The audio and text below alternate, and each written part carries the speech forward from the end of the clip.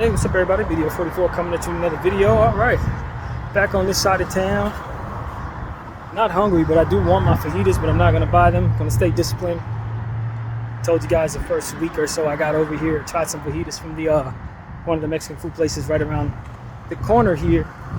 And it was delicious, but it was like 20 bucks. So that's a $20 meal I cannot afford to waste $20 on. But it was worth every coin, man. It really was fantastic. Had chips instead of tortilla that came with it, which was something I wasn't ready for. I'm like, where's the tortilla? But once I started getting into it, eating, man, it was delicious. I didn't need no damn tortilla. So yeah, man, at some point in time I will get myself that meal, but it ain't gonna be today. At any rate, hope everybody's having a good day. Just came from, of course, Universal City Walk, checked out the area. Of course, I showed you guys everything there, so you guys can go check out that video. And you know, just back on this side of town early. It's only 3 o'clock. I could have stayed out, but to be honest with you, I was ready to come home. I had got all I wanted out of that area. Didn't want to stay on the train anymore for that. So, you know, going to Hollywood and all that wasn't necessary today. Figured I'd just make a quick trip on that side of town, see what was up with that, and then head back. So that's what I'm doing, man. Yeah, man, I wish some things would straighten out a little bit for me in regards to my life, though. As I was telling you on the way here, the Lord has just helped me understand some things. I didn't realize the bus was going to come so fast. I wasn't actually ready to end that conversation when I did, but, you know, the bus came, so hopped on it. But, you know, the gist of my thought is, after having that little dream that I had, I woke up, deleted some things out of my phone that should have long been deleted, and felt a lot more like I was doing the right thing, I guess you could say. Even though I felt like I was doing the right thing, sometimes you just forget, you hold on to stuff that you have no business holding on to spiritually. Even though, you know, you don't look at it at the time like that, once you start realizing what you want to do with your life and how you want to be, it didn't coincide with that anymore.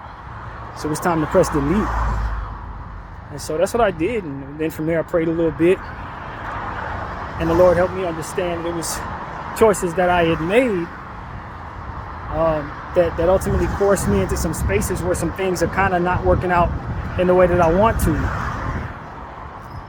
I felt like the circumstances I'm in from all different types of corners were setting me up to let me down, when really that setup was only there, that elevator was only there because I built it. And if I do a better job of making sure that I have more steady circumstances, there will be no elevators to drop. There will be none of that. And so that's what I'm up for. I'm trying to find ways of working through the things that I need to work through, in the conditioning and the mental illness and all that, so that I don't need certain things. You know, living off other people's dime, that's not the way you want to live, man. You want to work for yourself. And even though I deal with my mental illness and my mental health, at some point in time the rubber must meet the road. If I'm not going to get the help I need and I don't want to work, something has to give. And at the end of the day, I got good family. Shout out to my sister Diane, whose birthday's today. I got good family who's helping me out. They're working. So essentially I need them to do what it is I refuse to do in order to help myself. And then I need them to say yes after doing it. It just doesn't, that don't coincide with the good person I want to be. Mental illness or not. It don't work. So what I was basically going through yesterday was, Lord, help me want a job, and then from there, good one. And then from there, the Lord made it so that the Dame trade, not the Dame trade, but the Drew Holiday trade happened right after that. I was in the shower thinking about that. For those who were watching my Drew Holiday video and was wondering what was on my mind, that was what it was. I was going through a whole process of trying to work that out, trying to come to terms with that. And all of a sudden, I get out the shower, and the first thing I see was a trade. I'm like, oh God, I gotta get into basketball mode like that. And I think essentially that's what the job should be. I should be doing what it is I love to do. I should be doing things that I'm really good at, not just working some old job, make a couple dollars. Amtrak or something like that, they're hiring at $30 an hour. My sister sent me that a couple days ago, and I'm like, man, I don't want to work that. I don't want to do security. I don't want to work at Target. I don't want to work none of that. But what I do want to do is what I'm already doing. So how I find a way to get to do that professionally, I don't know. The way that I am, I have to figure it out. But that's just what I'm at. That's what it is. I got to find a way to make my own bread, as we've been talking about, whether GR is coming, whether SSI is coming or not. some point in time, you got to realize the only reason why you have these issues with the hotel is because you're not finding yourself with your own income. You know what I mean? And while I don't want to work at all, based on how I view work and how I view my own self-working, and just how miserable my life is when I'm doing so, at least I'm not dragging other people into it. And and a lot of the stuff that I got going on comes from not being able to communicate with people properly. Not allowing myself to overcome that. And so I couldn't do it on my own, so I'm coming to the Lord asking him for that strength. And one of the things that he put in my heart to ask for was, speak life into your energy. Not only the energy you need to do what you need to do, but the energy you need so that you can stay happy in these circumstances, so that you can stay choosing to go to God instead of choosing to go to vices like weed and liquor and things that people do, drugs. Speak life into your energy so that you have the resolve. Because I felt like over the last several weeks, my resolve has been tested. I've been getting worn down by these hard times. They just keep coming, And then when I look at what I have to do to fix those hard times, they too are hard. Give me just as much stress, which is the mental illness itself. So it's like at some point in time, you don't want to quit. You get to a point where it's like, all right, I went through that Tuesday or 2 weeks ago where I was like, I don't want to quit.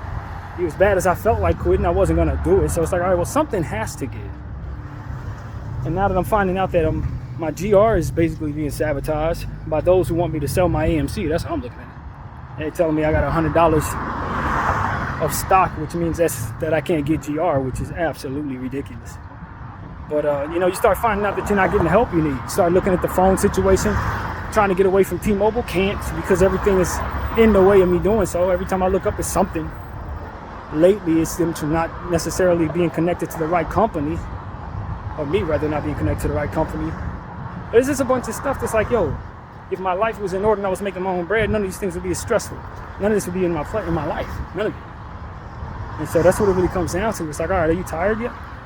That's what I ask myself. Are you tired of this enough to get back to work?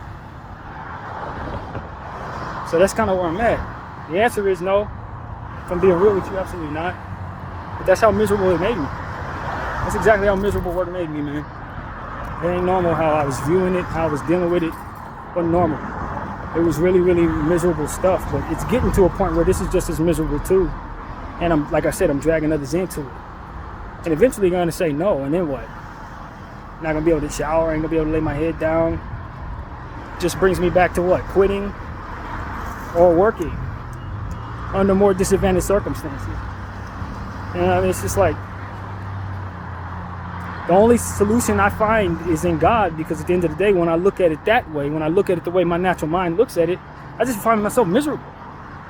There's no peace to be found. But when I go into the Lord's meditative space like I did a few nights ago, he helped me understand a few things about how this whole thing is going with my friend Karen, and just the distance that she's comfortable with versus the distance I'm not. And it's like, well, somebody has to let something go. It's either me letting go of my need for her energy, or her letting go of her need to be distant. And it's like at some point in time, she's taking what she wants in that situation. So I got to take back my power when it comes to that.